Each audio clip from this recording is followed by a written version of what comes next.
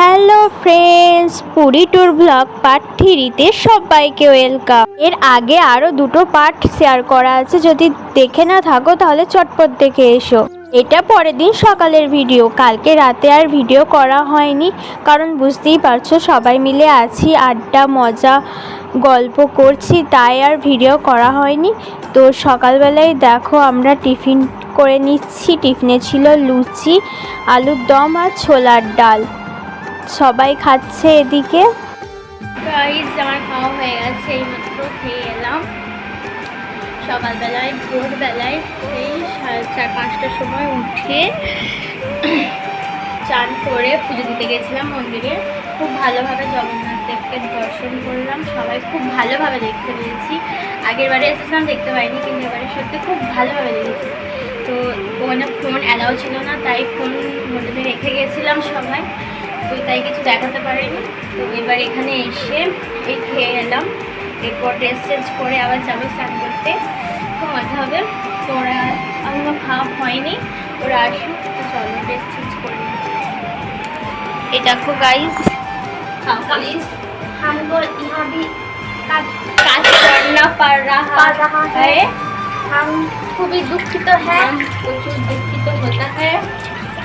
नीले खाला खा के खाला छोड़ना पड़ रहा है और दुख के विषय कुछ बोलता नहीं पाता है, हम हिंदी नहीं पाता। আমরা চান করতে যাবো, ওদিকে মুখ ধুচ্ছি। আমরা চান করতে রেডি হয়ে গেছি, রেডি চান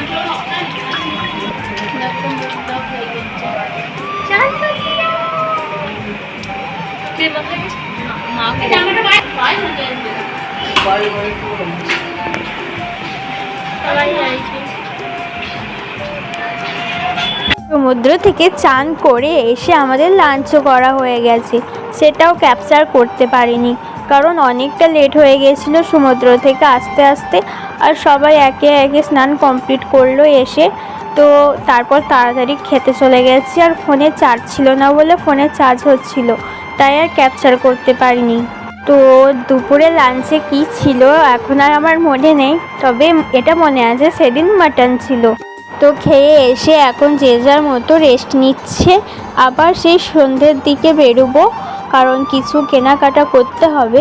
কাল কিছু কেনাকাটা করেছিলাম, কিন্তু এখনও অনেক কিছুই বাকি আছে। আমরা এখন ছাদে আছি, আর দেখো আমাদের ছাদ থেকে সমুদ্র দেখা যায়, ওই যে দেখতে পাচ্ছ কি সুন্দর না।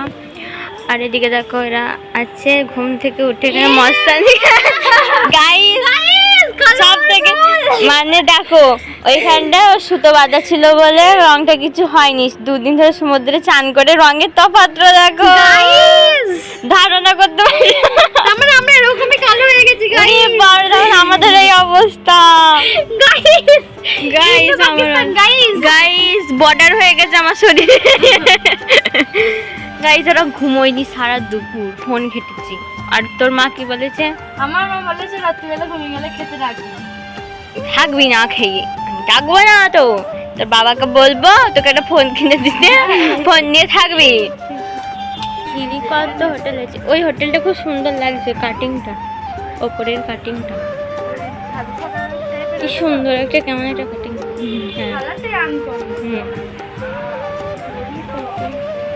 লজ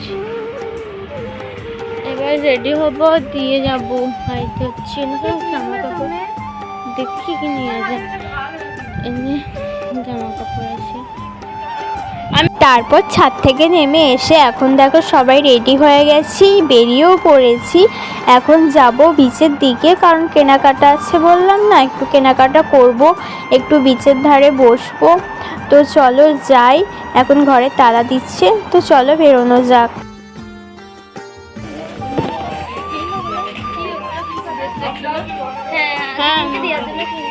আমরা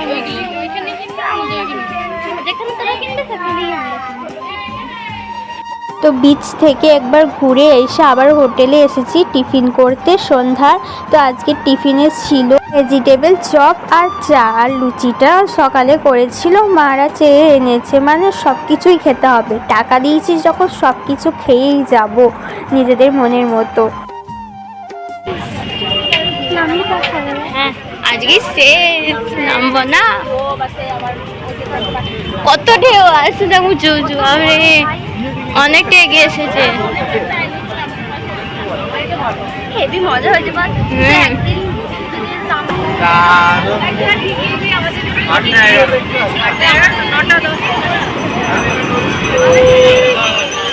কি আওয়াজ!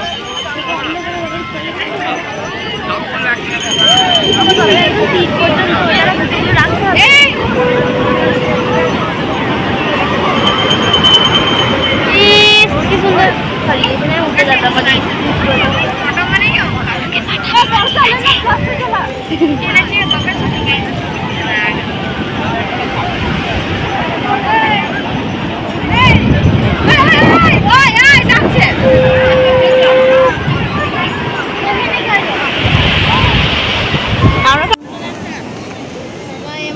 সমুদ্র দেখতে এসেছি শেষবারের মতো দেখে নাও।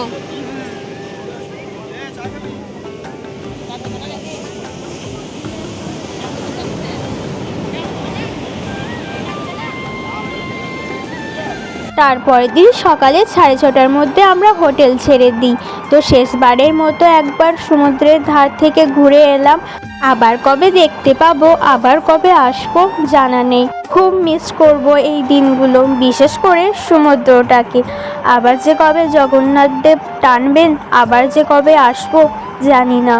এই জায়গাগুলো এমনই, যতবারই আসো না কেন মন ভরবে না।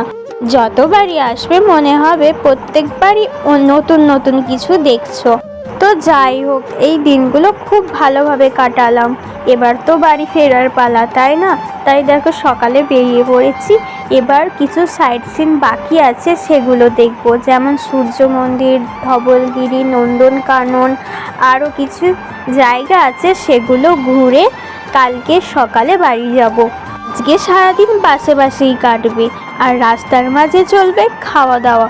তো চলো আস্তে আস্তে সব কিছুই তোমাদের সাথে শেয়ার করি। এখন গাড়ি করে যাচ্ছি বাস স্ট্যান্ডে, যেখানে আমাদের বাস রাখা আছে। সেখান থেকেই বাসে উঠে সবাই মিলে তারপর ঘুরবো। তো চলো যাই। বাসে চলে এসেছি। অবস্থা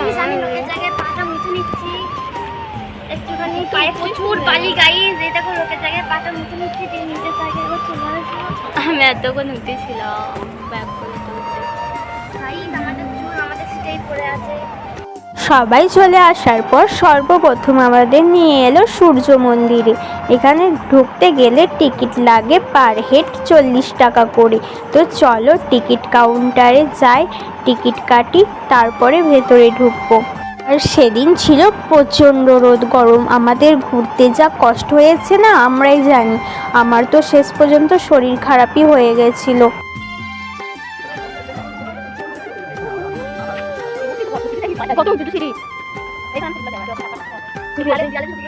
দেখবি কেমন বুঝতে পারলে বুঝতে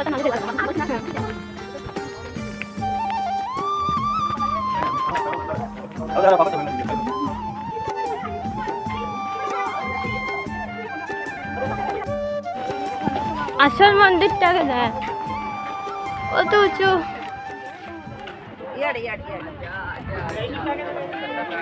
আগে দেখে আসো পরে, এইখানটা উঠি।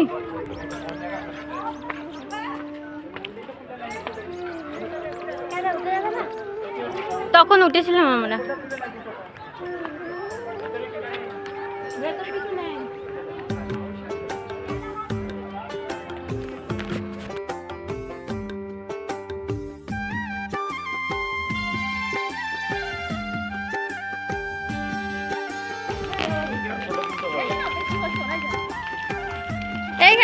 দেখো আমি সূর্য মন্দিরের ব্যাপারে বেশি কিছু জানি না, তবে যেটুকু জানি সেটুকুই তোমাদের জানাই। এই সূর্য মন্দিরের চাকাগুলো দেখছো না, এই চাকাগুলো কে দেখে আগেকার দিনে সময় নির্ধারণ করা হতো, তখন তো আর ঘড়ি ছিল না, তাই এই চাকাগুলোকে দেখেই বোঝা যেত সময়টা। আমরা ওখানে গিয়ে কোনো রকম গাইড নিইনি, গাইড থাকলে সব কিছু ওরা খুলে বলে, তো আমি যেটুকু জানি সেটুকুই শেয়ার করলাম। আর দেখো এখন এখানে খাওয়ার জলের খুব ভালো ব্যবস্থা হয়েছে, আমি যখন আগে এসেছিলাম এত ভালো ব্যবস্থা ছিল না। তো চলো আমরাও একটু জল খেয়ে নিই। এই পার্টটা এখানেই শেষ করলাম। সব কিছুই যদি এখন দিয়ে দিই তাহলে ভিডিওটা অনেক বড় হয়ে যাবে আর তোমাদের দেখতেও বিরক্ত লাগবে। তো ভিডিওটা কেমন লাগলো অবশ্যই কমেন্টে জানিও, ভালো লাগলে লাইক কমেন্ট শেয়ার করতে কিন্তু একদম ভুলবে না। আর আমার চ্যানেলে যারা নতুন তারা অবশ্যই চ্যানেলটাকে সাবস্ক্রাইব করে দেবে। দেখা হচ্ছে পরের পার্টে, এখনকার জন্য টাটা, বাই বাই।